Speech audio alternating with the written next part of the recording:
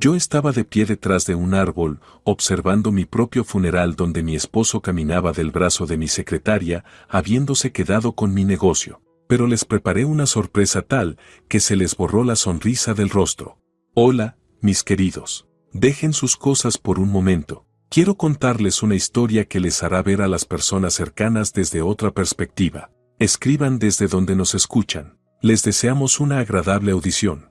Yo estaba detrás de un árbol, en el cementerio, y no podía creer lo que veía. Mi propia vida se había convertido en una especie de absurdo espectáculo, donde yo era una espectadora involuntaria. El viento otoñal, húmedo y frío, agitaba las ramas del viejo roble que me servía de escondite, mientras las primeras gotas pesadas de lluvia caían del cielo. ¡Qué simbólico! La naturaleza parecía llorar conmigo, reflejando la tormenta de emociones que yo intentaba contener dentro de mí.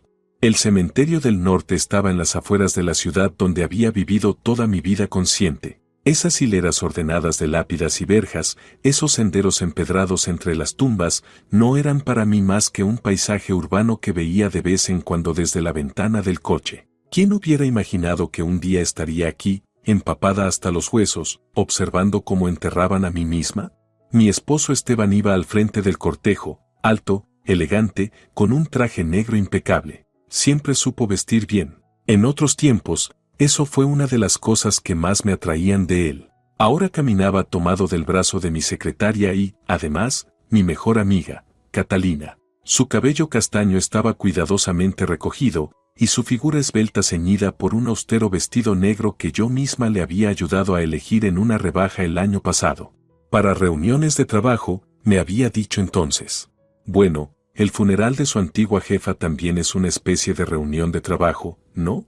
Catalina se llevaba un pañuelo de encaje a los ojos con gesto melodramático, pero incluso desde esa distancia veía que no había ni una sola lágrima. Esteban, en cambio, fingía pesar, aunque sus ojos lo traicionaban. No eran tristes, calculaban, escaneaban con cuidado a los presentes. ¿Estaría contando quién de los socios había venido? ¿Quién estaría dispuesto a colaborar con él ahora que era un viudo inconsolable y el único dueño de mi cadena de tiendas Aura de Belleza? 12 locales en toda la ciudad, contratos con proveedores europeos, una clientela fiel. Todo eso ahora le pertenecía. Pero lo que más dolía era ver a mi Luciana. La niña, de 10 años, caminaba entre su padre y Catalina, y sus lágrimas eran verdaderas. Llevaba un vestido azul marino con cuello blanco, el mismo que le compré para el inicio del curso escolar. Con una mano sujetaba fuerte la de su padre y con la otra abrazaba mi fotografía enmarcada. En esa foto estábamos juntas, en verano, en la casa de campo, abrazadas bajo el viejo manzano. Luciana sonreía, y yo la besaba en la coronilla. Esa foto estaba sobre su mesita de noche. Mi tesoro, si tan solo supieras que mamá está viva. Dentro de mí todo gritaba por salir, correr hacia ella, abrazarla, secar sus lágrimas, susurrarle que todo estaría bien. Pero no podía. Aún no. Detrás de mi familia caminaba una fila de colegas, socios y desconocidos. Muchos, sin duda, venían por mera curiosidad, otros, para asegurarse de que yo realmente estaba muerta. ¡Qué ataúd tan hermoso! Alcancé a oír entre el murmullo de la lluvia. Roble tallado a mano. Rosario merecía lo mejor. Era Blanca, la gerente de una de mis tiendas. Una mujer que nunca perdía la ocasión de halagarme en persona y criticarme a mis espaldas. Ahora ni siquiera se molestaba en disimular su admiración por el precioso ataúd, comentándolo con otra empleada. Maldito sea el etiquetado funerario. ¿Cuántas veces había escuchado conversaciones así en los años de mi negocio? Falsas condolencias, tristeza fingida, y debajo de todo, cálculo y fría curiosidad. Y ahora, todo eso caía sobre mí. En el ataúd, como ya sabía, yacía alguna pobre ahogada que encontraron en el río una semana después de mi desaparición. Por supuesto, la identificación fue pura formalidad. ¿Qué importaba que el cuerpo estuviera irreconocible por el agua, si el esposo desconsolado y la amiga fiel aseguraban que era yo? Incluso mi vieja camioneta apareció en la orilla, otra prueba de mi supuesto suicidio. Ese vehículo lo conservaba más como homenaje a mi padre, que la amaba más que a sus 4 esposas. Esteban siempre se burlaba de mi sentimentalismo, proponiendo vender aquel trasto para comprar un coche nuevo. ¿Quién iba a decir que mi fiel camioneta se convertiría en parte de ese macabro espectáculo? ¡Qué conveniente! qué bien planeado todo. Me subí un poco más el capuchón, sintiendo como un hilo de agua helada se deslizaba por mi espalda. La vieja chaqueta que me había prestado Faustino estaba empapada, pero no podía irme. Algo me obligaba a quedarme hasta el final. Habían pasado exactamente 2 semanas desde aquella noche en que Esteban me propuso celebrar nuestro aniversario en el puente sobre el río. Luciana se había quedado con la niñera y nosotros íbamos, supuestamente, a cenar en un restaurante. Pero antes, dijo, quería mostrarme el lugar donde me había pedido matrimonio. Entonces, 11 años atrás, yo estaba tan enamorada que habría aceptado el anillo incluso en la azotea de un edificio o en medio de un supermercado. El puente me había parecido tan romántico, las luces de la ciudad reflejadas en el agua oscura. Un guión banal, una velada romántica, champán, luces sobre el río y un golpe en la cabeza justo cuando yo miraba el reflejo del agua. Lo último que recuerdo fueron sus ojos, fríos, extraños. Curioso, en ese momento ni siquiera me sorprendí. En el fondo, siempre había sabido que Esteban había cambiado. O quizás siempre fue así, y yo simplemente no quise verlo. Él creyó que me había matado. Y tal vez así habría sido, si la corriente no me hubiese arrastrado hasta la orilla, donde Faustino me encontró medio muerta. Increíble cómo el destino juega con nosotros. Basta una decisión, un giro, y todo cambia. Si Faustino no hubiera salido aquella noche a pintar su paisaje junto al río, ahora yo sí estaría ahí, dentro de ese ataúd de roble.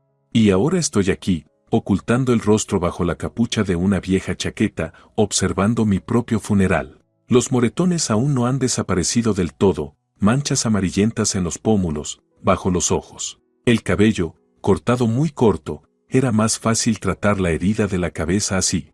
El corte no es hábil, pero sí esmerado. Como después de un campamento, bromeó él entonces, y yo no entendí el chiste, porque no recordaba ni campamentos ni mi infancia. Cada movimiento brusco me provoca una mueca de dolor. Pero estoy de pie, respiro. Estoy viva, a diferencia de mi reputación y de mi vida pasada. ¿Cómo llegué hasta aquí? Casualidad. Pura casualidad, si puede llamarse así a los fragmentos de memoria que regresaron de repente y a la decisión impulsiva de volver a la ciudad para descubrir la verdad. Esta misma mañana no recordaba ni mi nombre ni mi pasado. Y ahora, ante mis ojos, se representaba el final de una obra en la que ya me habían borrado del reparto. Una mujer anciana se acercó al ataúd. Me tomó unos segundos reconocer a Consuelo, la madre de Esteban. Mi suegra siempre me había tratado con frialdad, convencida de que su hijo merecía una esposa mejor. Demasiado mujer de negocios, solía decir de mí, sin molestarse en disimular. Ahora estaba allí, apoyada en su bastón, sin lágrimas, mirando el ataúd con una expresión distante.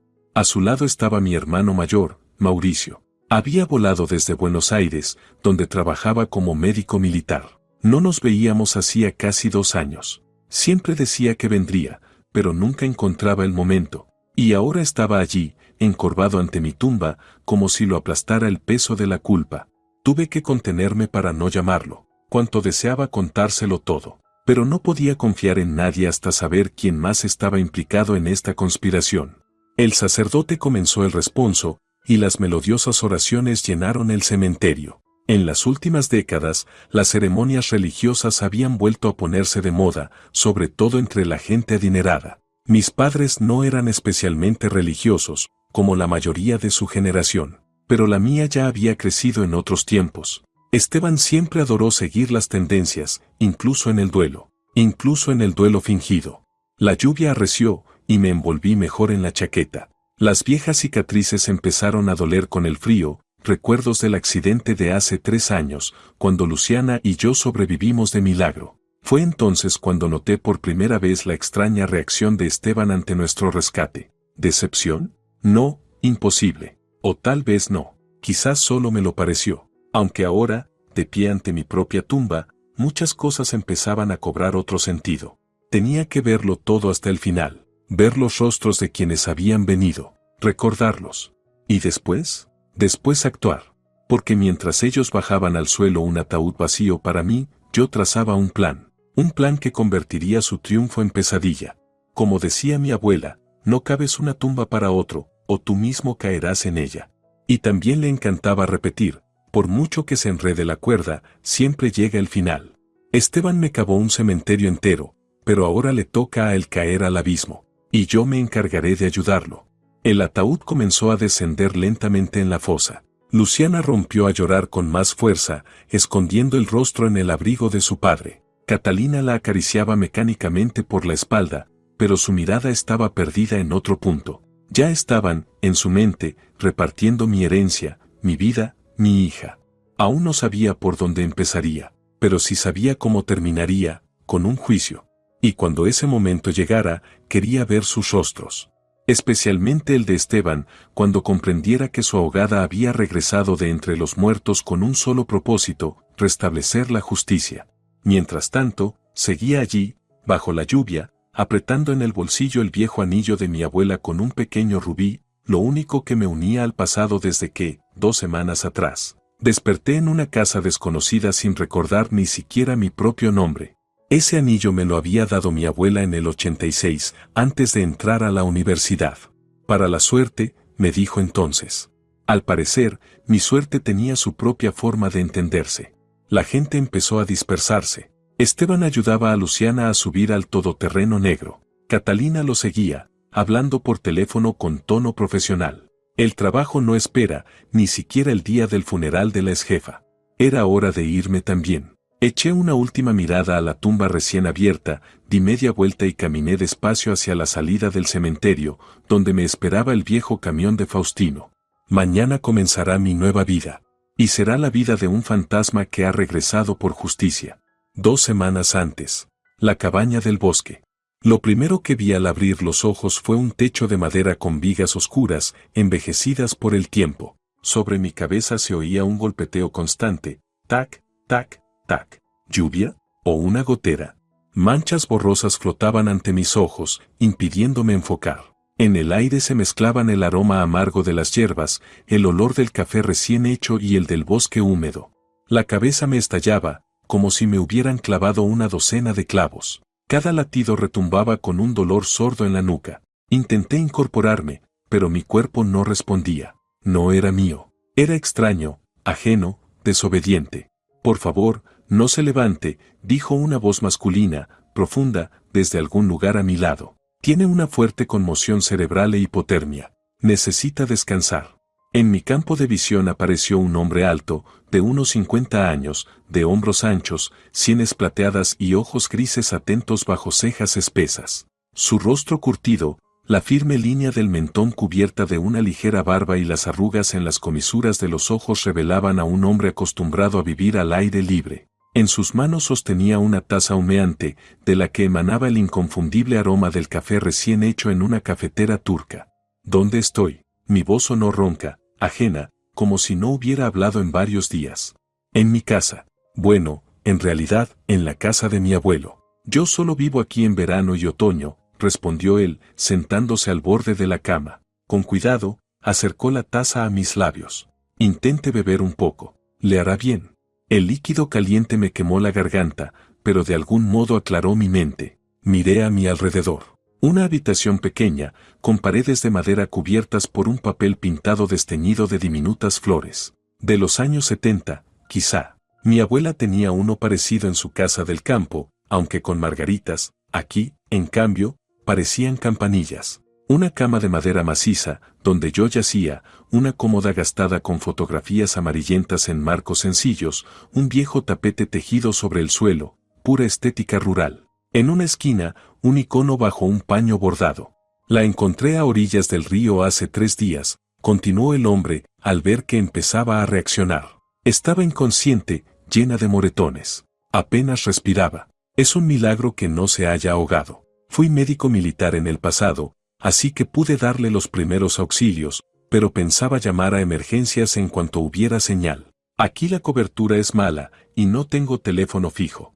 Intenté recordar cómo había terminado en el río, pero mi memoria estaba envuelta en una niebla espesa. Peor aún, con horror me di cuenta de que no recordaba ni mi nombre. ¿Quién era yo? ¿De dónde venía? ¿Qué me había pasado?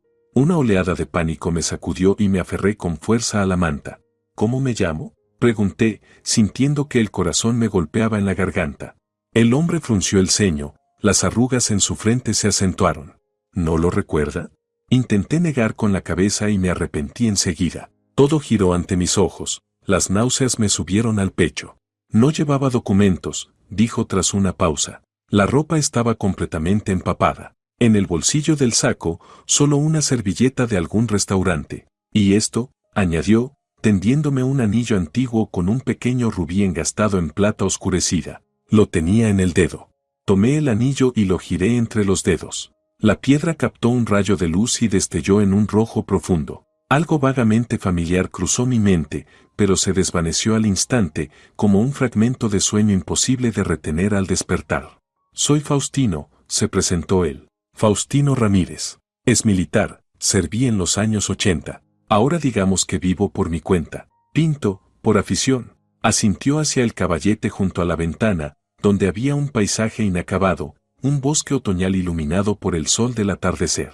Intenté incorporarme otra vez, más despacio esta vez. Faustino me ayudó, colocando una almohada detrás de mi espalda. Entonces noté que no llevaba mi ropa, una camisa de franela larga, evidentemente masculina, que me llegaba casi hasta las rodillas. Perdone, dijo, algo turbado al notar mi mirada. Su ropa estaba completamente mojada y sucia. Yo actué como médico, sin otra intención. Sus cosas están allí, señaló el radiador bajo la ventana, donde se secaban unos trapos húmedos que apenas conservaban la forma de un traje de mujer. Gracias, susurré, por todo. Durante los días siguientes, Faustino cuidó de mí como si fuera una niña. Me cambiaba el vendaje 2 veces al día. Solo al tercer día reuní fuerzas para llegar al baño y, en el espejo agrietado, vi la enorme herida en la nuca, cuidadosamente desinfectada y cubierta. Me traía infusiones de hierbas.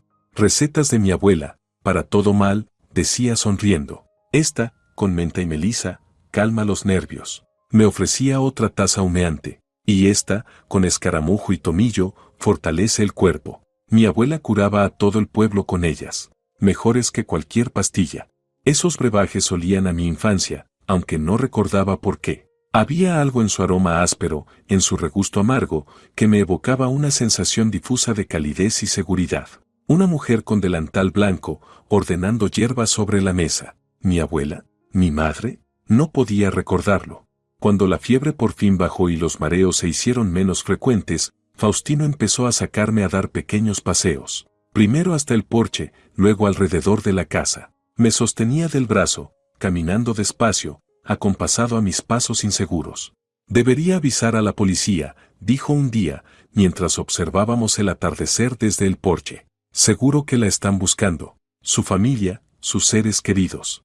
Una inquietud inexplicable me invadió. Un temor irracional, pero tan fuerte que me aferré a la barandilla. No, por favor, aún no. Faustino me miró atentamente, no con reproche, sino con curiosidad. ¿Tiene miedo de alguien? No lo sé, respondí con sinceridad, intentando desenredar aquel nudo de sensaciones confusas. Pero algo me dice que no debo apresurarme. Él se rascó el mentón, pensativo. Me temo que eso puede no ser correcto, legalmente hablando. Si alguien le hizo daño, si la atacaron. Solo unos días más, le rogué, hasta que vuelva la memoria. Siento que es importante. Él aceptó esperar, aunque vi que aquella decisión lo inquietaba. Faustino era un hombre de principios, se notaba en todo, en su porte recto de militar, en la manera en que se levantaba cada día a las 6 en punto. Al 7º día salí por primera vez más allá del patio. La pequeña casa de madera se alzaba al borde del bosque, rodeada por una valla baja y torcida por el tiempo. Había viejos árboles frutales de troncos nudosos, un pequeño huerto con las últimas hortalizas del otoño y un cobertizo con una pila de leña. Un hogar rural típico, mantenido más por costumbre que por necesidad. A nuestro alrededor no se veía un alma, solo el viejo camión de Faustino, descolorido hasta un indefinible tono gris azulado, delataba que no estábamos completamente aislados del mundo. El pueblo más cercano está a 5 kilómetros, explicó Faustino al notar mi mirada. Se llama El Pinar, pero ya solo quedan 5 casas habitadas. Los viejos aguantan, los jóvenes se fueron a la ciudad. Y la ciudad está a unos 20 kilómetros. ¿Qué ciudad?, pregunté, aferrándome a cada detalle, con la esperanza de que despertara algo en mi memoria. San Miguel, dijo, nombrando el centro regional. Tengo un piso allí, pero en verano y otoño prefiero quedarme aquí. Silencio, aire puro, nada de prisas. Es el lugar perfecto para pintar. Algo se estremeció dentro de mí. Ese nombre y ese lugar me resultaban familiares. Imágenes vagas cruzaron mi mente, una avenida ancha con palmeras, una fuente en la plaza central, edificios con columnas. Me froté las sienes, intentando retener aquellas visiones, pero se desvanecieron, escurridizas. 3 días después, durante un paseo, empezó a llover. Las gotas frías se transformaron pronto en un aguacero y corrimos hacia la casa, aunque llegamos empapados. Faustino encendió la estufa y el calor reconfortante se extendió por las habitaciones. Yo me senté envuelta en una manta, contemplando el fuego. Cuando era niño, dijo él, echando un tronco al fuego, mi abuela siempre preparaba chocolate caliente en noches como esta, con leche y canela. Se fue a la cocina y regresó con 2 tazas. El aroma, dulce, tibio, familiar, me envolvió, y sin darme cuenta, las lágrimas empezaron a rodar por mis mejillas. ¿Qué pasa?, preguntó Faustino, preocupado. No lo sé, susurré. Es solo que este chocolate me recordó algo bueno y perdido. Se sentó a mi lado y, por primera vez en todos esos días, me abrazó con torpeza. Su mano ancha, endurecida por el trabajo, pero sorprendentemente suave, descansó sobre mi espalda. Todo volverá, dijo con firmeza. La memoria siempre vuelve. Solo necesita tiempo. Tú has sido ese tiempo para mí, respondí en voz baja. Me salvaste la vida, en todos los sentidos. Él se sonrojó, como siempre que hablaba de su gesto. Cualquiera habría hecho lo mismo. No, no cualquiera, negué. Y no se trata solo de haberme sacado del río. Me ayudaste a volver a la vida, a mí misma. Me enseñaste que hay otro camino, otros valores. Por las noches nos sentábamos en su taller, anexo a la casa. Faustino pintaba, mientras del viejo radiotransistor salían canciones latinoamericanas, boleros y baladas de otros tiempos. Yo tarareaba, sorprendida de recordar las letras aunque no recordara mi propia vida. Ve, no todo está perdido, decía Faustino con una sonrisa. La memoria vuelve por fragmentos. La música se mete más hondo que el nombre o el apellido. Bromeaba, pero tenía razón. Aquellas canciones, sus melodías y palabras formaban parte de mí, de mi generación. Era como si fueran la banda sonora de una vida que aún no podía reconstruir. Faustino empezó a pintarme. Al principio lo hacía a escondidas, cuando creía que yo no lo veía. Luego, con más confianza, me pidió que posara. Decía que en mis ojos había una historia entera que merecía ser contada. Ojos con misterio, así tituló su cuadro. Tiene las manos cuidadas, con manicura, observó un día, mientras yo posaba junto a la ventana. Y una postura elegante. No parece alguien que haya trabajado toda la vida en el campo o en una fábrica. ¿Trabajaba en una oficina? ¿O quizá era maestra? ¿Doctora? Miré mis propias manos, buscando en ellas alguna pista, pero no vi más que unos dedos ajenos, sin significado. Las uñas estaban bien cortadas, con restos de esmalte claro. En el anular izquierdo se notaba una marca más pálida, el rastro de un anillo. ¿Un anillo de compromiso? ¿De matrimonio? ¿Estaba casada? ¿Tenía hijos? Las preguntas zumbaban en mi cabeza sin respuesta. Por las noches jugábamos al ajedrez. Yo no recordaba las reglas, pero mis manos parecían saber qué hacer. Memoria muscular, explicó Faustino. El cuerpo recuerda lo que la mente ha olvidado. Y eso me daba esperanza. Al 10º día en casa de Faustino, me llegó el primer recuerdo verdadero. Tomábamos café en un antiguo juego de porcelana que él había sacado del aparador especialmente para mí. Pequeñas tazas finas, con asas delicadas, decoradas con flores azules.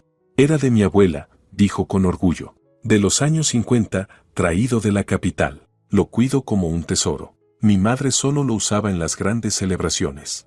Tomé una de las tazas de flores azules, la acerqué a los labios y, de pronto, una imagen nítida apareció ante mis ojos, una niña con 2 trenzas castañas, sentada ante una mesa cubierta con un mantel blanco. Frente a ella, una mujer de mediana edad, de rostro cansado pero bondadoso, le servía café en un juego idéntico. Cuidado, Luciana, el café está caliente, dijo la mujer. Luciana, susurré, sintiendo que un nudo me apretaba la garganta. ¿Qué?, preguntó Faustino, sin entender. Luciana, repetí más alto, y las lágrimas comenzaron a correrme por las mejillas. Mi hija, tengo una hija, se llama Luciana. Faustino me miró sin ocultar su alegría. ¿Lo ve? Se lo dije, la memoria vuelve. Tiene unos 10, quizás 11 años, continué atropellando las palabras, temiendo que se me escapara aquel hilo frágil de recuerdos. Tiene el pelo castaño, pecas en la nariz. Le encanta dibujar y el helado de fresa.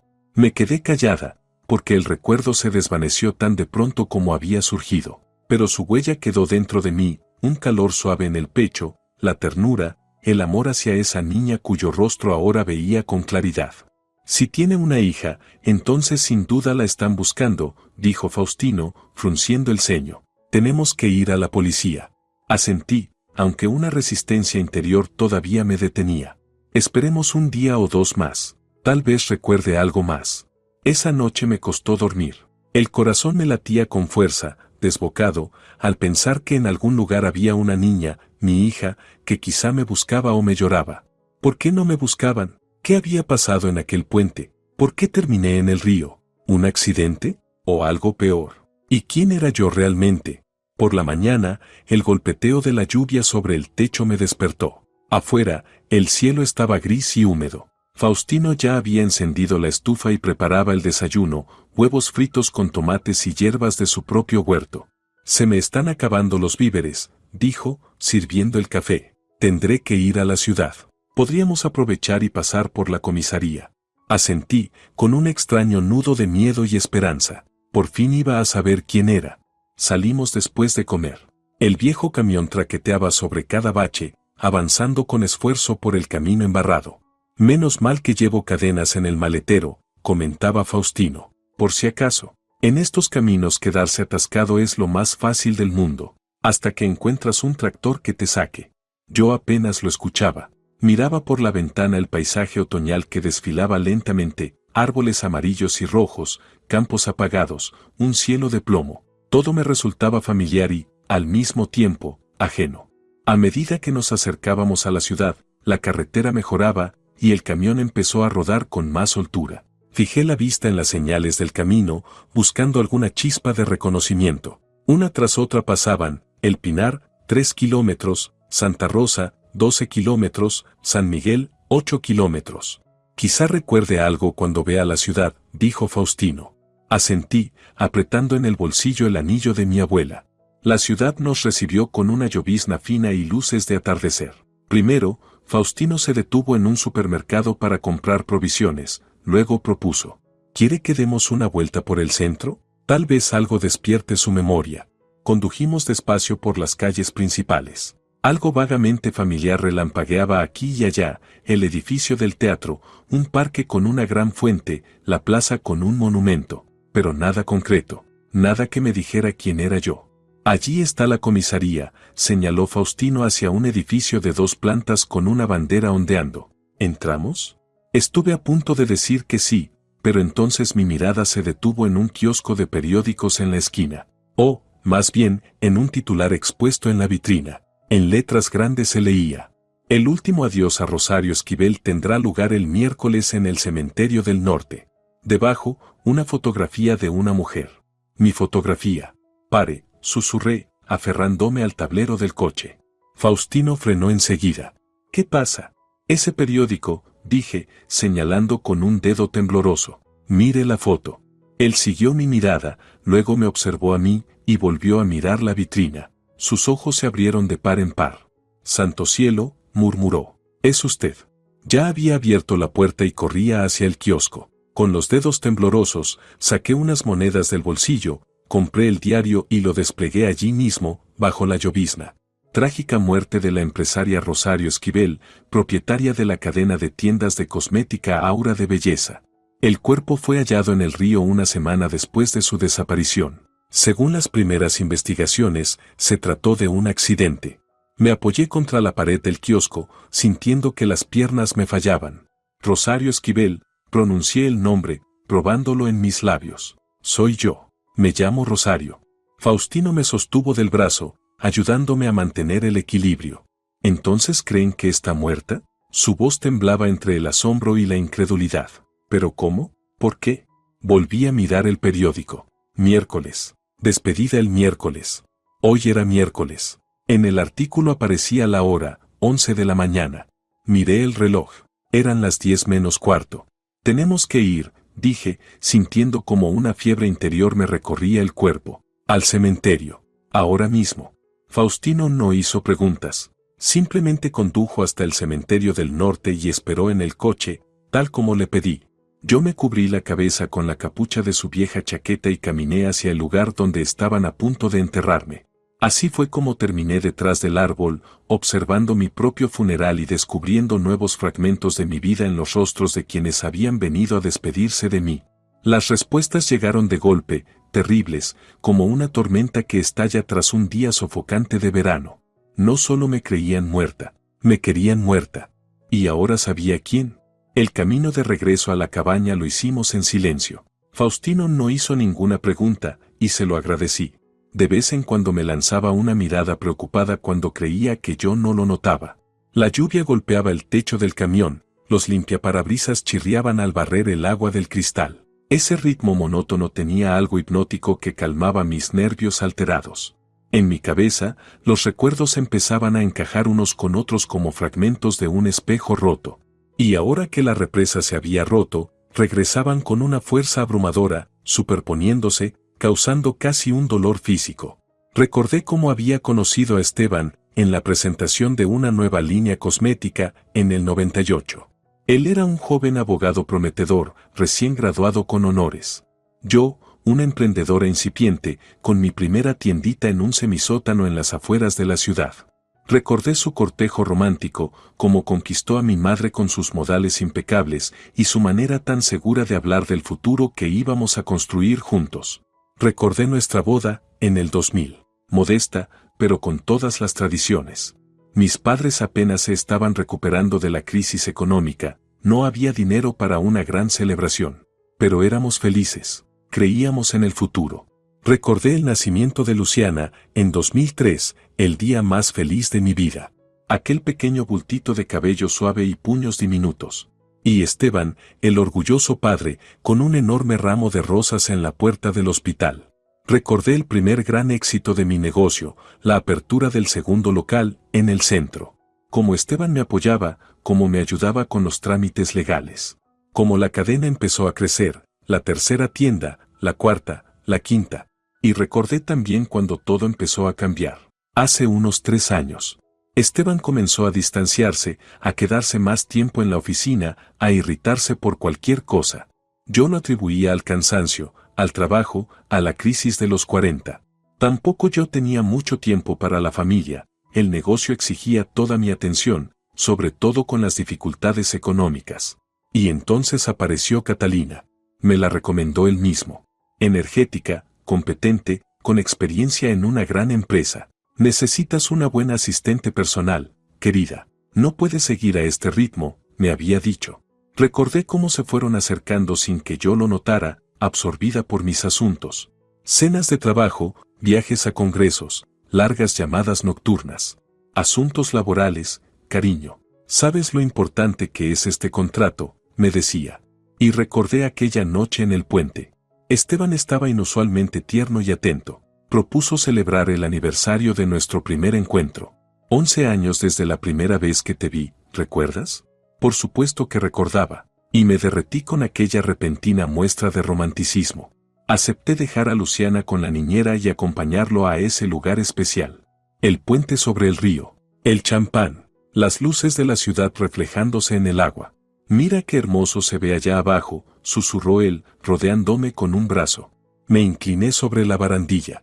Mis dedos, por reflejo, buscaron la cicatriz en la nuca. ¿Está bien? La voz de Faustino me sacó del recuerdo. Me giré hacia él. Ya habíamos llegado. El camión estaba detenido frente a la verja de su casa. Faustino me observaba con preocupación. Sí, respondí, aunque estaba muy lejos de la verdad. Solo recordaba. Asintió y, en silencio, me ayudó a bajar. La llovizna se había convertido en un aguacero, y, cubriéndonos los dos con su viejo impermeable, corrimos hacia la casa. En otras circunstancias habría sido casi divertido, 2 adultos huyendo de la lluvia como escolares. Pero aquella noche no había lugar para la risa. Dentro, Faustino encendió la estufa y preparó café. Puso sobre la mesa un frasco de mermelada oscuro, de un rojo rubí, frambuesas silvestres que él mismo había recogido. En otro momento habría saboreado ese gusto a infancia. Pero ahora solo podía pensar en una cosa. Luciana, mi hija, dije, mirando directamente a Faustino. Tengo que volver con ella. Él frunció el ceño. Después de lo que he visto puede ser peligroso que regrese. Está con él, no pude pronunciar el nombre de Esteban, con el hombre que intentó matarme, y con esa mujer. Faustino guardó silencio unos segundos, sopesando la situación. Podríamos ir a la policía. Solté una risa amarga. ¿Y qué les diré? ¿Que he resucitado de entre los muertos? ¿Que mi marido intentó asesinarme? No tengo pruebas. Y él tiene una coartada perfecta, testigos de su parte. Dirá que fue un accidente, que intentó salvarme, o que perdí la razón después del golpe. Pero está viva, replicó Faustino. Eso ya es una prueba. ¿Prueba de qué? ¿De que sobreviví a un accidente? Negué con la cabeza. No, la policía no me servirá. Al menos no hasta que tenga algo más sólido. Entonces hay que conseguirlo, dijo Faustino con decisión. Pruebas, testigos, documentos, algo que respalde su versión. Pensé un momento. Si Esteban había planeado mi muerte, debía haber dejado rastros. Documentos, movimientos financieros, una póliza de seguro, quizá, algo que revelara su motivo. Necesito entrar en nuestra casa, dije. Allí puede haber algo, papeles, pruebas que demuestren su culpabilidad. Faustino me miró con duda. Es peligroso, si él la ve. Iré cuando no haya nadie, afirmé con firmeza. Esteban siempre trabaja hasta tarde. Y Luciana, mi voz tembló. Probablemente está con mi madre. Después de todo esto, seguro que la mandó allí.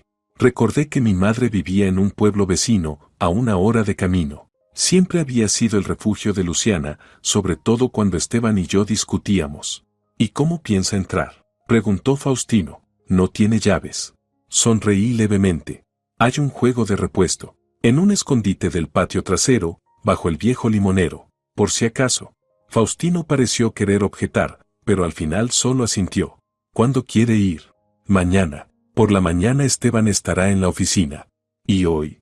Hoy necesito preparar un plan. Decidir qué hacer después. Aquella noche apenas dormí. En mi cabeza, los fragmentos dispersos del pasado se ordenaban poco a poco, formando una imagen completa. Durante el último año, mi empresa había crecido rápido. 3 nuevas tiendas, un contrato exclusivo con un fabricante europeo. Esteban, como mi abogado, tenía acceso a toda la documentación. Y como mi esposo era mi heredero. Una combinación perfecta. ¿Y Catalina? ¿Cómo había podido ser tan ciega? Esos toques casuales cuando Esteban pasaba a su lado en la oficina. Esas miradas cómplices que intercambiaban, creyendo que yo no las veía. Esos viajes de trabajo de los que volvían con un brillo sospechoso en los ojos. A la mañana siguiente salimos temprano. Yo estaba callada, concentrada. Faustino no intentó hablarme, y se lo agradecí, sabía que necesitaba espacio para pensar. Aparcamos a unas cuadras de mi casa, un chalet de 2 plantas en un barrio residencial. No quería arriesgarme a que alguien reconociera el viejo camión estacionado frente a la puerta. Voy con usted, dijo Faustino cuando abrí la puerta del vehículo. Negué con la cabeza. No, si nos ven juntos, levantaríamos sospechas. Debo hacerlo sola. Él frunció el ceño, pero no insistió. Solo me tendió un teléfono móvil viejo, con la pantalla agrietada. Llévelo. Si pasa algo, llámeme. Estaré esperando aquí. Tomé el teléfono y me dirigí hacia la casa, procurando avanzar pegada a las cercas, oculta por los setos. El día estaba gris, caía una llovizna fina, el clima perfecto para pasar desapercibida. En días así, la gente camina rápido, sin mirar alrededor. Cuando llegué frente a mi casa, no pude entrar enseguida. Me quedé parada al otro lado de la calle, observando el perfil familiar. Las paredes blancas, el tejado de tejas rojas, el jardín cuidado con crisantemos, las últimas flores del otoño. La casa que Esteban y yo habíamos comprado 7 años atrás, cuando el negocio prosperaba. Habíamos puesto tanto empeño en cada detalle, cada rincón planeado con amor. Y ahora la contemplaba como una intrusa, como un fantasma. No había coche en la entrada, Esteban ya se había ido al trabajo. Di la vuelta por detrás de la casa y entré por la pequeña puerta del vallado que siempre dejábamos sin cerrar para el jardinero. El patio trasero me recibió con un aire de abandono, las hojas caídas cubrían el suelo, las flores marchitas se mezclaban con las malas hierbas. Habían pasado apenas 2 semanas, y sin embargo la casa ya parecía huérfana. Encontré el escondite bajo el viejo limonero, un hueco en el tronco, cerca de las raíces, tapado con un trozo de corteza. Las llaves seguían allí, envueltas en el mismo trapo aceitado en que yo las había dejado. Con el corazón desbocado, me acerqué a la puerta trasera. Introduje la llave en la cerradura y me quedé helada. Dentro de la casa se oía un ruido. Alguien estaba allí. Retrocedí y me oculté tras un arbusto. ¿Quién podía ser? ¿Esteban? ¿La empleada doméstica? ¿Un ladrón? La puerta se abrió y en el umbral apareció Catalina, mi leal secretaria, mi amiga, la amante de mi marido, la cómplice de mi intento de asesinato. Iba impecable, como siempre, traje sastre elegante, peinado perfecto, maquillaje discreto. En las manos llevaba una carpeta con documentos. Cerró la puerta, comprobó que estuviera bien cerrada y se dirigió con paso rápido hacia la verja. Me aplasté contra el arbusto, conteniendo la respiración. Pasó a pocos metros de mí, sin verme. Pude incluso oler su perfume, caro, francés, el mismo que yo misma le había recomendado. Este combina muy bien con tu tipo de piel, le había dicho alguna vez. Cuando sus pasos se desvanecieron, esperé unos minutos más antes de salir de mi escondite. Entonces me acerqué a la puerta, la abrí con mi llave y entré en la casa que hasta hacía poco había sido mía. Por dentro, todo estaba casi igual que lo recordaba. Casi. Faltaban algunos detalles, las fotos mías en la repisa de la chimenea, mi manta favorita en el sofá, el jarrón que traje de Italia. Era como si estuvieran borrando mi existencia, poco a poco, con cuidado. Me deslicé hasta el despacho de Esteban, una habitación sobria, con escritorio de roble y sillón de cuero. Allí trabajaba cuando estaba en casa, allí guardaba los documentos importantes. La caja fuerte seguía detrás del cuadro. Típico, pero práctico. Sabía la combinación, la fecha de nacimiento de su madre. Esteban siempre estuvo más apegado a ella que a nadie. Abrí la caja. Dentro, todo ordenado al milímetro, pólizas de seguros, escrituras, contratos. Comencé a revisarlos con rapidez, buscando algo sospechoso. Y lo encontré. Una póliza de seguro de vida a mi nombre, firmada 6 meses atrás. Una suma enorme, pagadera en caso de mi muerte. Beneficiario único, Esteban Esquivel. Ahí estaba. El motivo. Saqué el teléfono de Faustino y tomé varias fotos del documento. Luego seguí buscando. En el cajón del escritorio encontré una carpeta con el logotipo de mi empresa. La abrí y me quedé paralizada. Era un proyecto de reestructuración de la compañía, una nueva dirección, nuevos cargos. Esteban figuraba como director general. Catalina, como directora comercial. Y yo no figuraba en absoluto. Ya lo tenían todo planeado. Desde mucho antes del accidente. Esperaban el momento oportuno. Comencé a fotografiar también esos papeles, cuando escuché el sonido de la puerta principal abriéndose. El corazón se me detuvo. Alguien había entrado. Cerré la carpeta a toda prisa, la devolví al cajón, cerré la caja fuerte y coloqué el cuadro en su sitio. Miré alrededor, ningún rastro visible de mi presencia. Bien. Me acerqué despacio a la puerta del despacho y agucé el oído. Pasos. Fuertes, decididos. Masculinos. Esteban. ¿Pero por qué había vuelto tan pronto? El pánico me subió a la garganta. Tenía que salir de allí, ya. Por la entrada principal, imposible, me vería. Por la puerta trasera, arriesgado, tendría que cruzar el salón y él podía aparecer en cualquier momento. Solo quedaba una opción, la ventana del despacho. Por suerte, estábamos en la planta baja. Abrí el marco con sumo cuidado. El aire frío de otoño entró de golpe. Apoyé una pierna en el alféizar, dispuesta a saltar. ¿Quién está ahí? La voz de Esteban resonó muy cerca. Me quedé inmóvil. ¿Me había oído? El corazón me latía tan fuerte que temí que se oyera desde el pasillo. La puerta del despacho empezó a abrirse. Salté. Caí pesadamente sobre la tierra húmeda, me dolió el tobillo, pero no me detuve. Corrí hacia la valla, sin mirar atrás. ¡Alto! Gritó Esteban desde la ventana. Me había visto. ¿Me había reconocido? No lo sabía, y no pensaba averiguarlo. Salté la cerca y eché a correr, zigzagueando entre los jardines de los vecinos, con una sola idea en mente: escapar. Solo después de correr varias cuadras me detuve para recuperar el aliento. El corazón me latía desbocado, las manos me temblaban. Pero lo importante era esto: tenía pruebas. Ahora lo sabía con certeza. No había sido un accidente. Había sido un intento de asesinato. Y pensaba hacer justicia, a cualquier precio. ¿La vio?, preguntó Faustino con voz tensa, buscándome la mirada mientras el viejo camión traqueteaba por el camino de regreso a la cabaña. No lo sé, respondí, jugueteando nerviosa con el borde de la chaqueta. Me vio saltar por la ventana, pero reconocerme lo dudo. Llevaba la capucha puesta, y el pelo ahora es distinto. El corte que Faustino me había hecho después del accidente realmente cambiaba mi aspecto. En lugar del cabello largo hasta los hombros, tenía un corte al ras, casi militar, con mechones aún manchados de sangre seca. Cualquier mujer se habría horrorizado, pero en mi caso era un disfraz perfecto.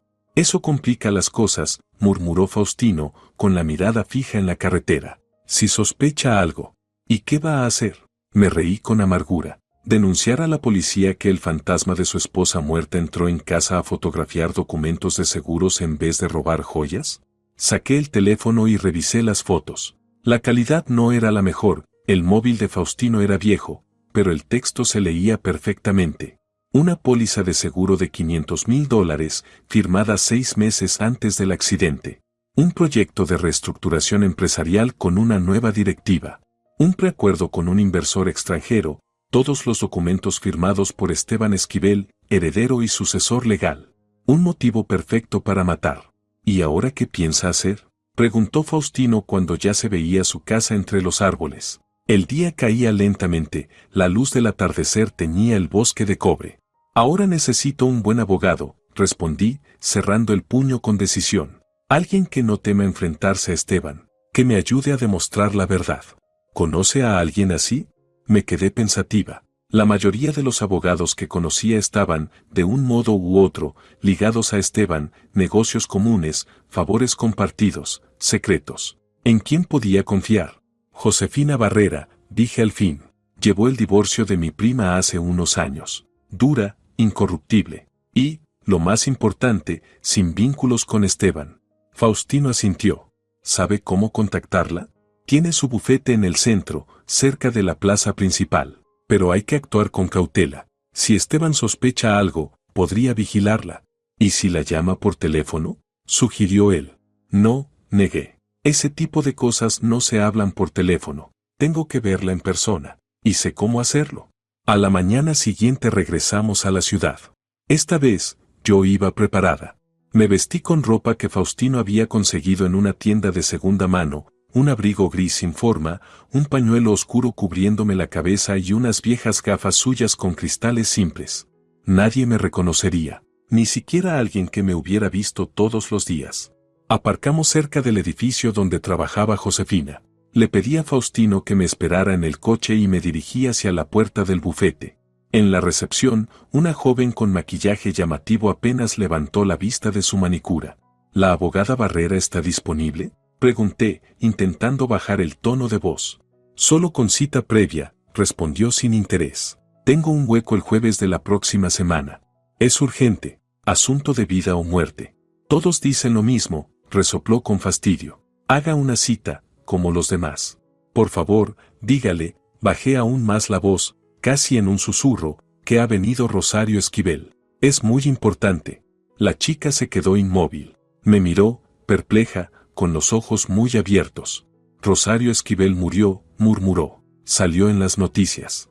Precisamente por eso necesito hablar con Josefina, repliqué acercándome al mostrador. Dígale que tengo información sobre el caso Esquivel. Ella entenderá.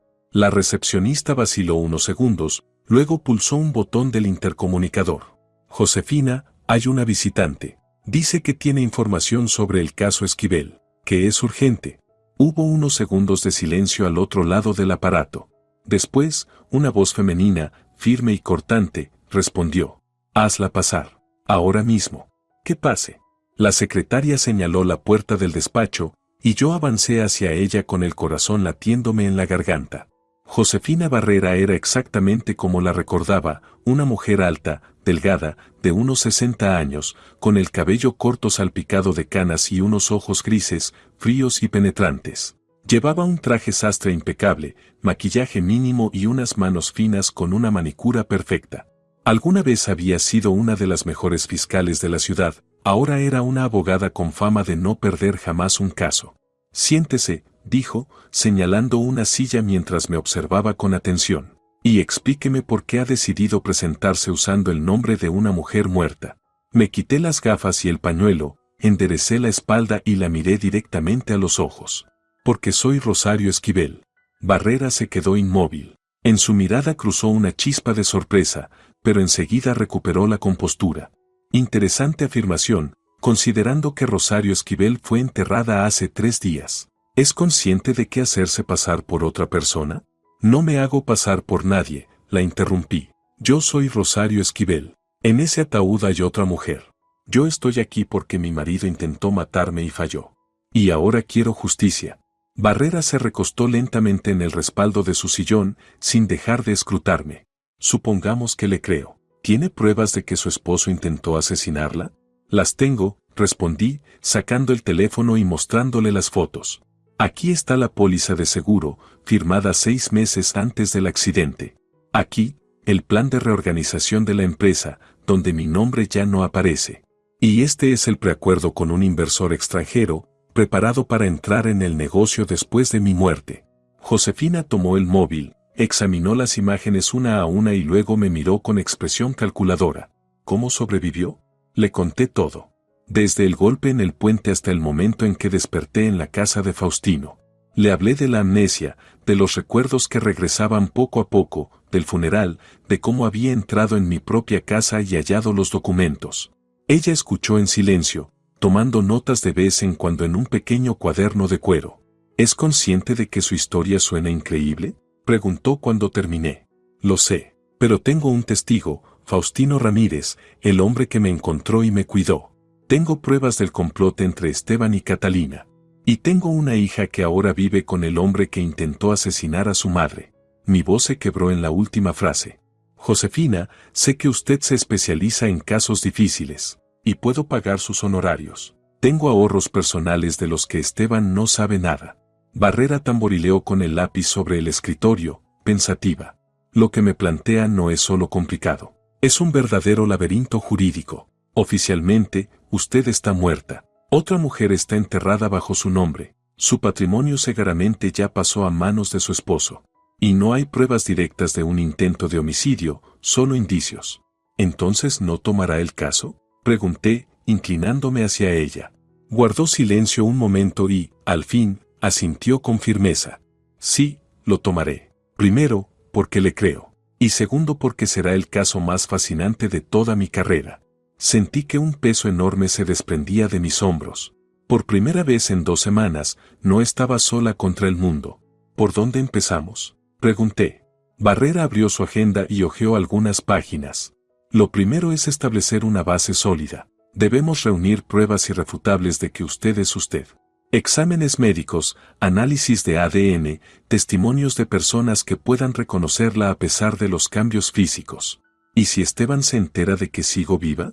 No lo hará, afirmó ella con seguridad. Al menos no de inmediato. Trabajaremos solo con gente de confianza. Tengo un médico en una clínica privada que puede hacer las pruebas sin dejar rastro. También conozco a alguien en el departamento forense de la policía. Vamos a reunir un expediente que nadie podrá refutar.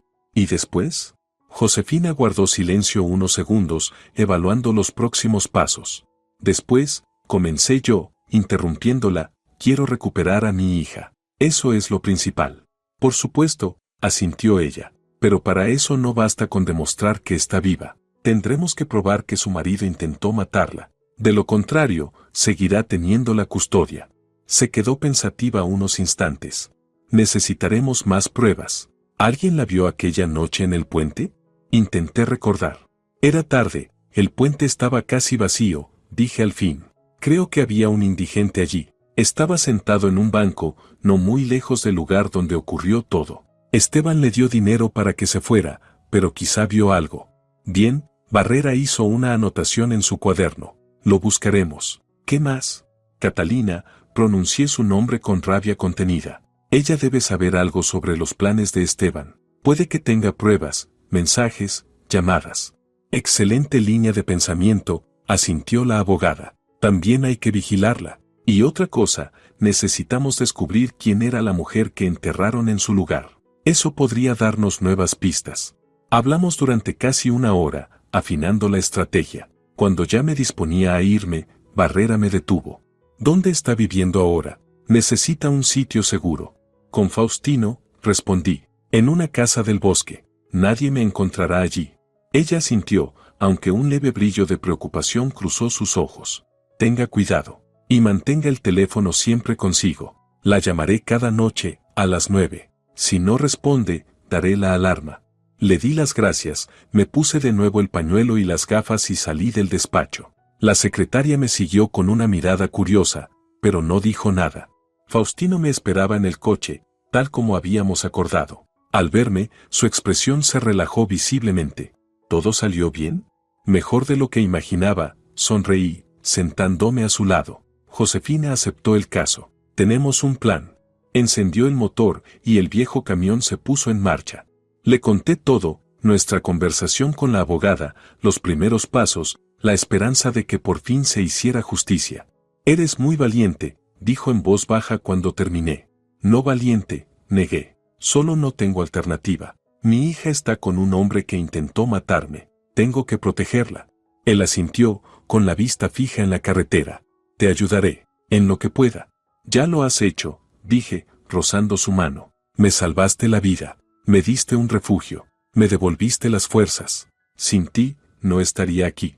Viajamos en silencio durante un largo tramo, cada uno perdido en sus pensamientos. Afuera, el paisaje otoñal pasaba ante los ojos como una pintura viva, árboles dorados y rojos, el cielo gris, el asfalto húmedo brillando bajo la lluvia. El mundo era hermoso y terrible al mismo tiempo. Durante los días siguientes comenzó la recopilación de pruebas. Josefina se movía con eficacia y precisión.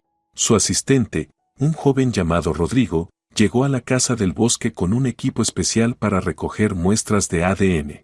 Servirán para compararlas con los objetos personales que quedaron en su casa, explicó. Un cepillo de dientes, cualquier cosa con restos biológicos. Las tomaremos en secreto, para poder cotejarlas. También trajo una cámara profesional y tomó fotos de mis cicatrices, en especial de la herida en la nuca. Estas imágenes formarán parte del informe médico, añadió. Antes de irse, Rodrigo nos dio una noticia que nos dejó sin aliento. Josefina localizó al indigente, dijo mientras guardaba el equipo. Se llama Marcelino. Vive bajo el puente desde hace años. Y sí, vio algo aquella noche. ¿Qué exactamente?, pregunté, sintiendo que el corazón me golpeaba el pecho. Vio como un hombre golpeaba a una mujer en la cabeza y la empujaba al río. Luego se subió a un coche y se marchó. Marcelino no intervino, tenía miedo. Pero recuerda la cara del hombre y la matrícula del coche. Era nuestra primera victoria real. Teníamos un testigo. Quizá no el más fiable a ojos de la justicia, pero un testigo al fin y al cabo. Y eso ya era algo. En esos días, Faustino se convirtió en mi sostén. Me acompañaba a las reuniones secretas con los contactos de Barrera, me ayudaba a recopilar información y me levantaba el ánimo cuando el miedo o la desesperación amenazaban con hundirme. Por las noches, nos sentábamos junto a la estufa, bebíamos café y hablábamos. De todo, de la vida, del pasado, del futuro, de las heridas y de las esperanzas. Supe entonces que había luchado en los años 80, que fue herido y perdió a muchos compañeros. Que estuvo casado, pero su matrimonio se rompió, su esposa no soportó sus pesadillas ni sus estallidos de ira, los ecos del trauma de guerra. Que empezó a pintar como terapia, y que eso le salvó de destruirse a sí mismo. Y que la casa donde vivíamos había sido de su abuelo, un guardabosques que le enseñó a amar la naturaleza y a hallar consuelo en ella. Él, por su parte, conoció mi historia, cómo empecé mi negocio con una pequeña tienda, cómo sobreviví a las crisis, cómo celebré el nacimiento de mi hija, y cómo poco a poco me fui alejando de Esteban, enterrada entre contratos y balances. Como no vi el momento en que el amor se convirtió en costumbre y luego en indiferencia. ¿Sabes?, le dije una tarde, mientras mirábamos el atardecer desde el porche. A veces pienso que todo esto fue una forma extraña de salvación. Sí, Esteban quiso matarme. Pero, ¿y si era necesario para que finalmente despertara? Para darme cuenta de que no vivía mi propia vida. Faustino me miró sorprendido. ¿Crees que te hizo un favor al intentar matarte?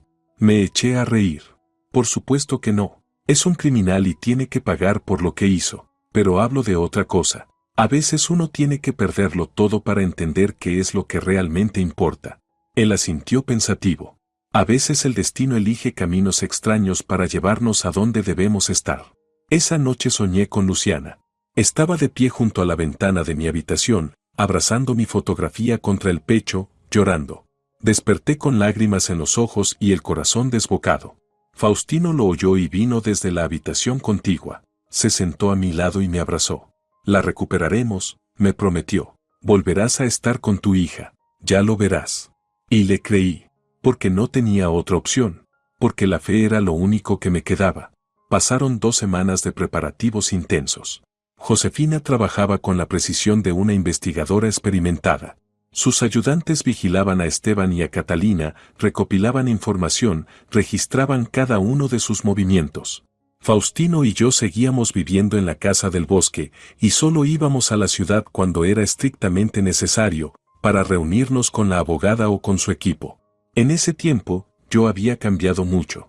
No solo por fuera, el cabello me había crecido un poco, los moretones desaparecieron, recuperé peso tras semanas de debilidad. También había cambiado por dentro. Era como si la antigua Rosario Esquivel hubiera muerto realmente en aquel puente y en su lugar hubiera nacido otra mujer, más decidida, más sensible, más auténtica. ¿Sonríes más seguido?, observó un día Faustino mientras recogíamos las últimas setas del otoño. ¿De verdad? Me sorprendí. Qué raro, con todo lo que está pasando. Él se encogió de hombros. Quizás porque ya no estás interpretando un papel. No tienes que ser la empresaria exitosa, la esposa perfecta, la madre ejemplar. Ahora puedes ser simplemente tú. Sus palabras me hicieron pensar. ¿Había estado actuando todo ese tiempo, sin darme cuenta? ¿Era mi vida anterior, con su carrera frenética, sus metas, sus números y su obsesión por el reconocimiento, realmente mía? ¿O me había ido perdiendo poco a poco en las expectativas de los demás? Pero no tuve tiempo de seguir reflexionando, porque esa misma noche sonó el teléfono. Era Josefina. Tenemos un avance, dijo sin preámbulos. Descubrimos quién era la mujer que enterraron en su lugar. Me senté al borde de la cama, apretando el teléfono con fuerza. ¿Quién era? Una indigente. Vivía en las calles de la ciudad desde hacía años. Se llamaba Valentina Mendieta, es profesora de música. Tras la muerte de su esposo cayó en el alcoholismo, perdió su vivienda y terminó en la calle. Sus documentos se habían quemado en un incendio en el albergue donde se alojaba a veces, así que su identificación oficial fue prácticamente imposible. ¿Y cómo terminó en el río la misma noche en que Esteban intentó matarme? Ahí viene lo interesante, respondió Josefina, con un tono de acero en la voz. Encontramos un testigo que vio cómo 2 hombres metían a Mendieta en un coche, más o menos a la misma hora en que tú estabas en el puente. La descripción de uno de ellos coincide con tu marido. Sentí un escalofrío. ¿Entonces Esteban había planeado todo desde antes? ¿Incluso la sustitución del cuerpo? Eso significaba que no había sido un impulso sino un asesinato premeditado. Hay algo más, continuó la abogada. El rastro financiero. Revisamos las transacciones bancarias de Esteban durante los últimos 6 meses, varios retiros grandes de efectivo sin justificación, y lo más curioso, el pago a un investigador privado hace 3 meses. Un tipo conocido por trabajar para clientes poco recomendables. ¿Cree que ese detective lo ayudó a organizar el crimen? Es muy probable. Estamos intentando localizarlo, pero desapareció de la ciudad hace unos días. Cuando terminé la llamada, se lo conté todo a Faustino. Él escuchó en silencio, luego me abrazó con fuerza.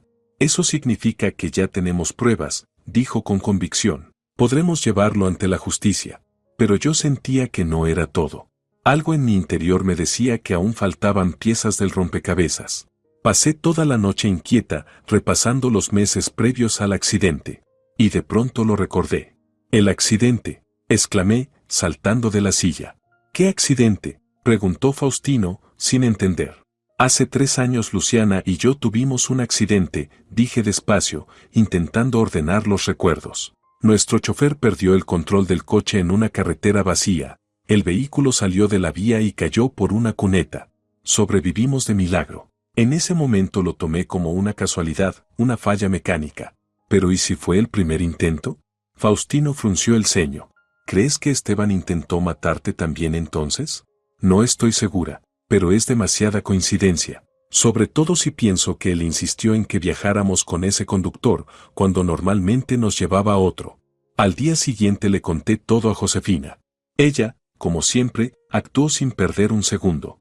Encontraremos a ese chofer y averiguaremos qué fue de él después del accidente, prometió. Y un día después sucedió lo que más temía y al mismo tiempo lo que más deseaba. Josefina me llamó con la voz cargada de tensión. Tu hija está en el hospital. El corazón se me detuvo. ¿Qué le pasó? Apenas pude articular las palabras. Nada grave. Una intoxicación alimentaria. Pero la han ingresado para observación. Esteban está con ella ahora mismo. Apreté los puños con tanta fuerza que las uñas se me clavaron en la piel. Tengo que verla. Por eso te llamo, respondió la abogada. Es nuestra oportunidad. Esteban tiene esta noche una reunión importante con unos inversores, no puede faltar. La niña quedará al cuidado de una enfermera. Podemos organizar una visita corta. Es arriesgado, intervino Faustino, que escuchaba la conversación. Si alguien la reconoce. Hay riesgo, admitió Josefina, pero mi contacto en el hospital dice que el turno lo cubre una enfermera nueva, que no conoce el caso. Y Rosario ha cambiado lo suficiente para pasar desapercibida. No dudé ni un segundo. Iré. Necesito verla. El hospital olía a medicamentos y desinfectante, ese olor frío y metálico que no cambia con los años. Faustino y yo caminamos por un largo pasillo, pasando junto al puesto de enfermería donde una mujer corpulenta dormitaba en su silla. Nadie nos prestó atención, 2 visitantes más entre tantos. La habitación de Luciana estaba al fondo del pasillo. Josefina me había dado instrucciones precisas, la tercera puerta a la derecha después del consultorio de procedimientos. Ahora solo está tu hija, la otra niña fue dada de alta esta mañana. Me quedé inmóvil frente a la puerta, el corazón golpeándome el pecho con fuerza. Esperaré aquí, susurró Faustino, apretando mi mano. Si pasa algo, te avisaré. Asentí y abrí la puerta muy despacio. Luciana estaba recostada en la cama junto a la ventana, pálida y delgada, con un suero conectado al brazo. Miraba hacia afuera, sin notar mi presencia. En la mesita de noche, junto a las flores marchitas, vi mi fotografía, la misma que había sostenido durante el funeral. Luciana, susurré.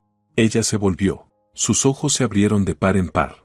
Durante unos segundos me observó sin decir palabra, como si no pudiera creer lo que veía. Mamá, murmuró al fin. ¿Eres tú? Me acerqué despacio, me senté al borde de la cama. Sí, amor. Soy yo. Pero papá, todos decían que habías muerto. Su voz temblaba, y las lágrimas le llenaron los ojos. Yo estuve en el cementerio, te vi. Fue un error, cielo, le tomé la mano con cuidado, temiendo que todo se desvaneciera si me movía bruscamente. Estoy viva. Tuve un accidente y perdí la memoria, pero ahora he vuelto. Y no volveré a dejarte nunca más. Ella se lanzó a mis brazos, llorando desconsoladamente. Yo la abracé con fuerza, sintiendo su fragilidad, el calor de su cuerpo, el pulso de su corazón junto al mío. Mi niña, mi tesoro. Te extrañé tanto, sollozaba. Tenía tanto miedo de no volver a verte. Papá decía que tenía que ser fuerte, pero no podía. Ya pasó, susurré, acariciándole el cabello. Estoy aquí, estoy contigo. ¿Y te quedarás para siempre? Preguntó, separándose un poco para mirarme a los ojos. ¿Volveremos a vivir juntas? Titubeé. ¿Cómo explicarle la verdad a una niña de 10 años? Pronto, mi amor, muy pronto. Solo tengo que arreglar unas cosas. Pero te lo prometo, nunca más te dejaré. ¿Es por papá? Preguntó de repente, con una lucidez que me dejó sin aliento. ¿Se pelearon? ¿Por qué piensas eso? Pregunté con voz temblorosa. Luciana bajó la mirada. Escuché a papá hablar con la tía Catalina. Creían que estaba dormida. Papá dijo algo como ahora que ella no está, somos libres. Y se rieron. Después se besaron. Apreté los dientes para no dejar que el enojo me traicionara. ¿Y desde cuándo? No lo sé, se encogió de hombros. Los vi juntos un par de veces antes de que tú desaparecieras, pero no pensé que fuera nada raro. Después del funeral, la tía Catalina viene mucho a casa. A veces se queda a dormir. Frunció la nariz. Ocupa tu lado de la cama. Respiré hondo, intentando mantener la calma. No era momento para la ira. Mi hija era lo importante ahora. Escúchame bien, mi amor. No debes decirle a nadie que me viste. A nadie. Ni a papá, ni a la tía Catalina, ni a los médicos. Es muy importante. ¿Puedes prometerme eso? Luciana asintió con seriedad. Lo prometo. ¿Es como una misión secreta? Sonreí con ternura. Algo así. Tengo que arreglar algunas cosas, y muy pronto vendré por ti. Volveremos a estar juntas. ¿Y el señor que vino contigo? Preguntó de repente. ¿Es bueno? Me giré hacia la puerta. Faustino asomaba la cabeza, asegurándose de que todo estuviera bien. Sí, es muy bueno. Me ayudó cuando estaba en peligro. Sin él, no habría sobrevivido. Luciana asintió con expresión seria. Parece uno de esos héroes buenos de las películas. ¿Te acuerdas? Las que veíamos juntas. Reí entre lágrimas. Si tiene algo de eso. En el pasillo se escucharon pasos. Faustino me hizo una seña de advertencia. Tengo que irme, cariño, susurré, besándola en la frente. Pero volveré por ti, pronto, te lo prometo. Ella me abrazó con fuerza, como si temiera que me desvaneciera otra vez. Te esperaré, mamá. No le diré a nadie que viniste. Será nuestro secreto.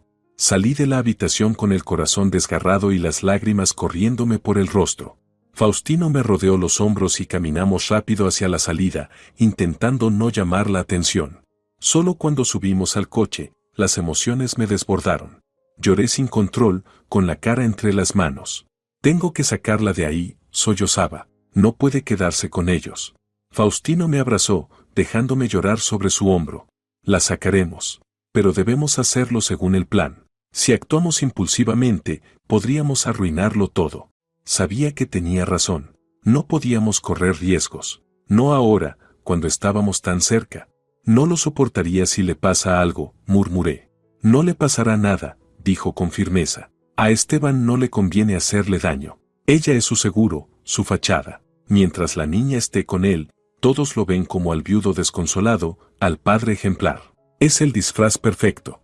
Tenía razón, y eso me tranquilizó un poco. Por lo menos, por ahora, Luciana estaba a salvo.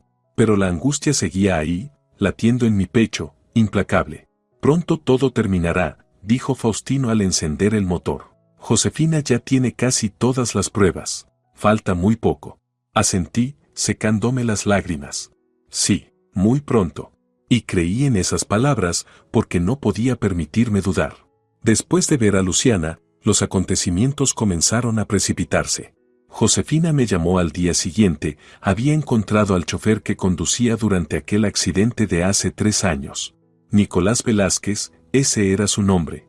Lo localizaron en un pequeño pueblo del norte, a donde se había mudado justo después del siniestro. Aceptó declarar, me dijo la abogada por teléfono. Después del accidente, Esteban le ofreció una gran suma de dinero con la condición de que se marchara de la ciudad y nunca volviera a contactarla. Entonces realmente intentó matarnos ya en aquella ocasión, dije, sentándome al borde del sofá, con las piernas temblando. ¿Pero por qué? Hace 3 años no existía Catalina, ni sus planes para quedarse con el negocio. Había un seguro, dijo Josefina con voz firme. Encontramos una póliza firmada 6 meses antes de aquel accidente, muy parecida a la actual, solo que por una suma menor. Al parecer, aquella vez simplemente tuvo mala suerte, ustedes sobrevivieron. Y después se mantuvo en silencio, esperando el momento oportuno, continuó Faustino, sentado junto a mí. La aparición de Catalina fue el detonante para un nuevo plan. Recordé cómo Esteban había insistido en que contratara precisamente a Catalina como asistente personal. Es muy competente, con excelentes referencias, me dijo entonces. Claro, él mismo le había dado esas referencias. Tal vez ya se conocían, tal vez su relación había empezado mucho antes. Y yo, absorbida por el trabajo y las reuniones, no vi nada. Tenemos que pasar a la siguiente fase, prosiguió Josefina. Ya reunimos suficientes pruebas para presentar una denuncia formal ante la policía. Pero, para lograr el máximo impacto, debemos tomarlos por sorpresa, sin darles tiempo a reaccionar ni a borrar rastros.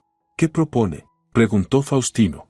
Una trampa, respondió ella con una determinación de acero. Esteban no debe saber que usted sigue viva hasta el último segundo. Prepararemos todos los documentos, coordinaremos la operación con contactos de confianza en la policía y actuaremos cuando menos lo esperen. ¿Cuándo?, pregunté, notando cómo mi voz temblaba. Dentro de 2 días, en la presentación de la nueva línea de productos cosméticos. Esteban y Catalina estarán allí, representando la empresa como los nuevos directores. Será el momento perfecto para una aparición espectacular. Asentí lentamente. La presentación en el Hotel Grand Palace se había planeado meses antes, cuando yo aún dirigía la compañía. Era el lanzamiento de una línea exclusiva con un fabricante europeo. Estarían todos, socios, clientes, periodistas. El escenario perfecto para un desenmascaramiento público. ¿Y Luciana?, pregunté, sintiendo un nudo en la garganta. Sigue en el hospital, pero la darán de alta mañana. No asistirá a la presentación. Eso era un alivio. No quería que mi hija presenciara el arresto de su padre. ¿Tiene un plan detallado?, preguntó Faustino, siempre práctico. Sí, asintió Josefina. Y muy bien pensado. Mañana iré a su casa y revisaremos cada paso. El día siguiente transcurrió en una tensa preparación. Josefina llegó con carpetas repletas de documentos, fotografías, testimonios, informes periciales, todo lo que componía el caso contra Esteban y Catalina. Repasamos el plan una y otra vez, considerando cada posibilidad, cada eventualidad. Lo principal, recalcó la abogada, es no darles margen de escape. En cuanto sepan que sigues viva, podrían huir. Esteban debe tener un plan B, cuentas en el extranjero, documentos falsos, contactos que lo ayuden a desaparecer. Asentí. Era exactamente el tipo de hombre que siempre tenía una salida preparada. ¿Y qué pasará con la empresa cuando todo termine?, pregunté. Josefina se encogió de hombros. Legalmente, debería volver a usted como propietaria legítima, pero ¿realmente importará eso? Me quedé pensativa. Un mes atrás, el negocio era mi vida, mi razón de ser. Ahora parecía algo distante, casi ajeno. Luciana, su seguridad, la justicia, eso era lo que verdaderamente importaba. No lo sé, respondí al fin. Tal vez la venda, tal vez empiece de nuevo. Faustino me tomó la mano sin decir nada. No hacía falta, me entendía sin palabras. Esa noche, después de que Josefina se marchara, nos quedamos sentados en el porche, mirando cómo la luna llena se alzaba sobre el bosque. Era una calma extraña, tan profunda que casi dolía, sin viento, sin pájaros, solo el crepitar suave del fuego en la estufa. ¿Tienes miedo?, preguntó él en voz baja. Sí, admití sin dudar. Tengo miedo de que algo salga mal, de que Esteban vuelva a salirse con la suya de no poder proteger a Luciana. Él me rodeó los hombros y me atrajo hacia sí. Todo saldrá bien. Eres más fuerte de lo que crees. ¿Sabes?, le dije, mirándolo a los ojos. Pase lo que pase mañana, quiero que sepas que estas semanas contigo han sido reales. Quizá las más reales de mi vida. Faustino no respondió. Solo se inclinó hacia mí y me besó. Sin palabras, sin promesas. Y ese beso dijo más que cualquier declaración. Salimos temprano aquella mañana. Josefina había concertado una reunión con un inspector de confianza 1 hora antes de la presentación. Debíamos mostrarle todas las pruebas y obtener la autorización oficial para detener a Esteban y a Catalina directamente en el salón del Hotel Grand Palace. La ciudad amaneció gris y húmeda. Noviembre imponía su presencia. Los árboles desnudos, el asfalto mojado brillando bajo la luz de los faroles, los pocos transeúntes encogidos en sus abrigos, apurando el paso. Nadie reparó en la vieja camioneta que avanzaba lentamente por las calles del centro. El inspector Ramírez resultó ser un hombre mayor, con ojeras de cansancio y una mirada penetrante bajo las sienes plateadas. Escuchó nuestra historia sin mostrar sorpresa, como si ya hubiera visto los giros más inverosímiles del destino. Las pruebas son suficientes para abrir un caso, dijo tras revisar los documentos. Testimonios, rastros financieros, peritajes, todo encaja. Pero para proceder con el arresto necesitamos que los sospechosos no tengan tiempo de huir ni de destruir evidencias. La operación debe ser rápida y sorpresiva. Discutimos el plan. Ramírez llamó a 2 agentes de confianza y les dio instrucciones precisas. Luego partimos hacia el Hotel Grand Palace. La presentación estaba prevista para las 6 de la tarde. Llegamos media hora antes, para ubicarnos. Yo estaba tan nerviosa que me temblaban los dedos al ajustar el pañuelo que cubría mi cabeza. Todo saldrá bien, me susurró Faustino, apretando mi mano. Estamos contigo. El gran salón del hotel rebosaba de gente. Mujeres elegantes con vestidos de noche, hombres de traje impecable, camareros deslizándose entre ellos con bandejas de copas espumantes.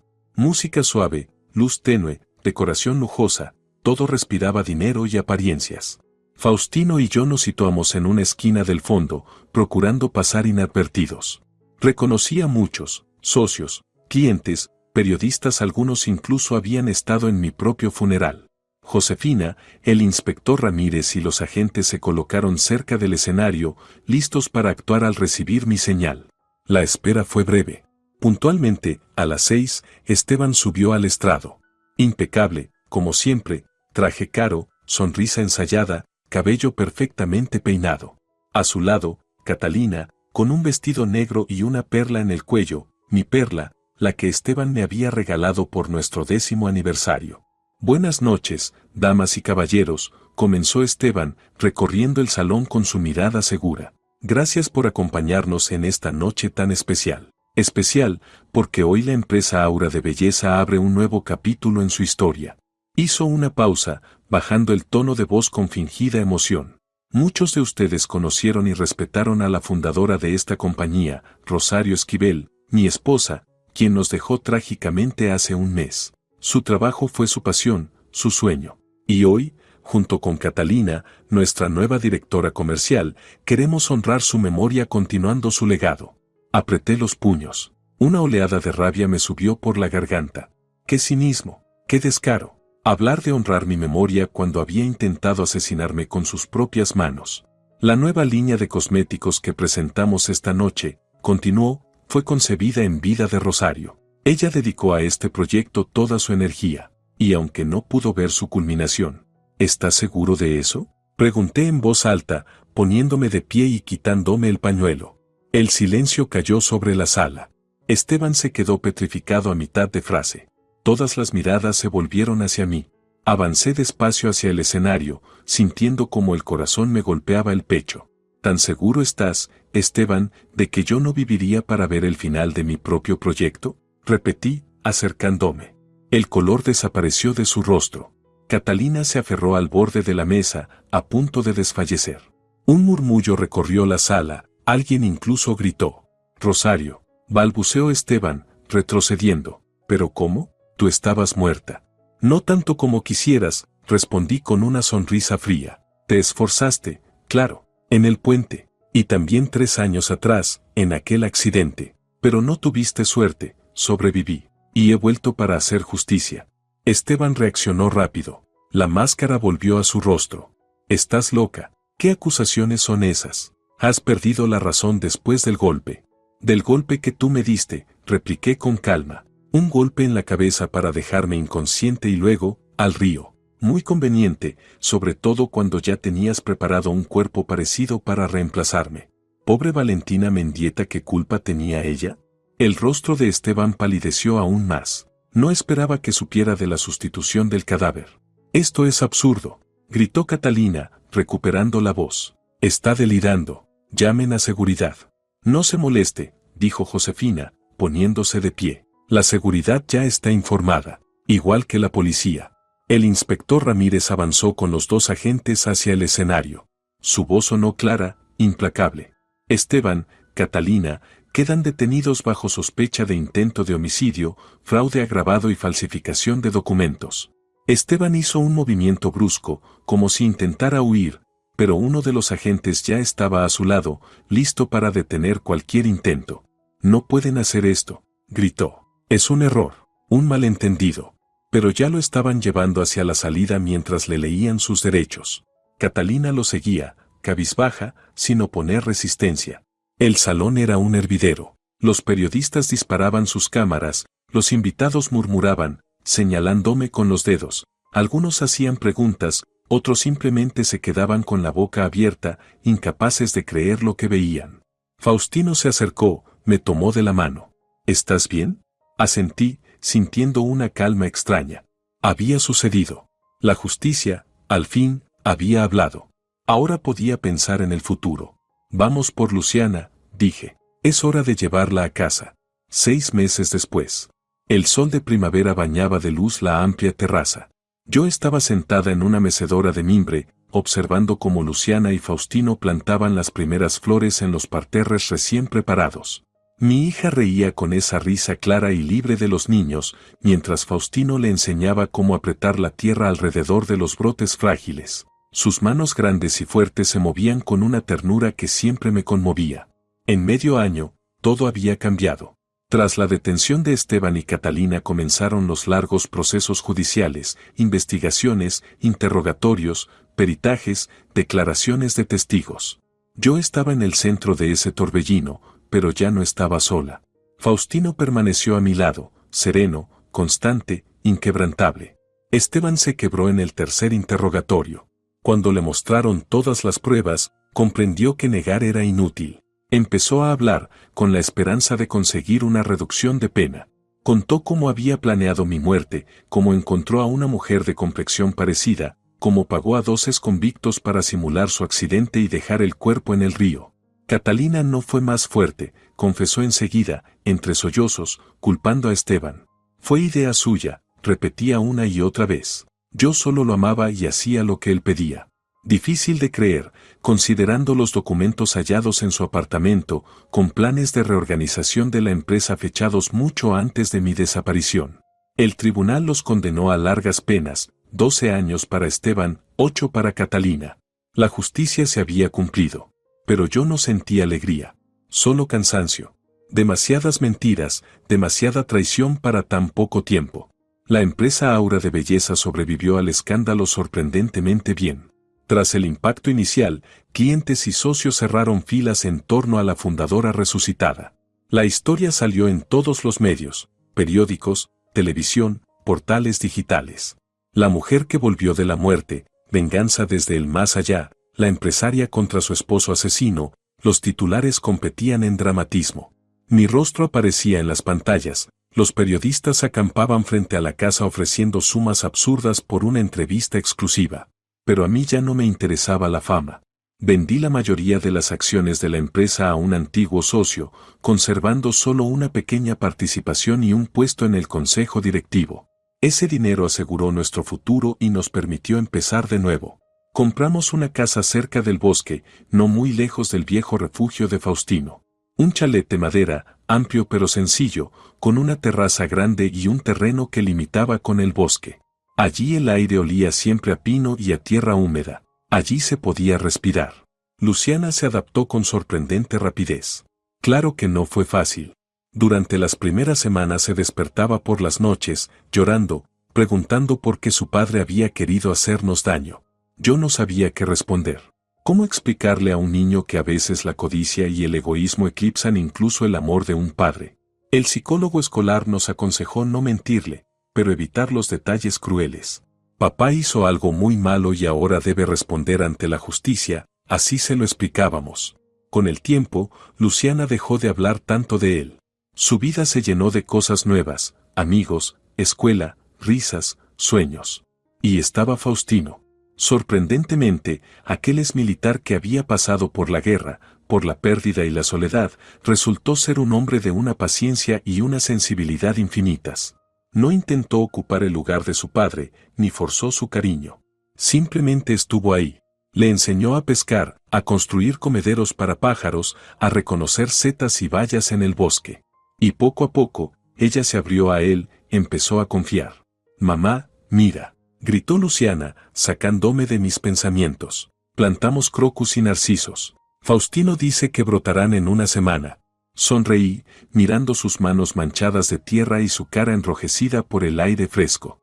«Mi niña, mi tesoro, lo más importante que tengo.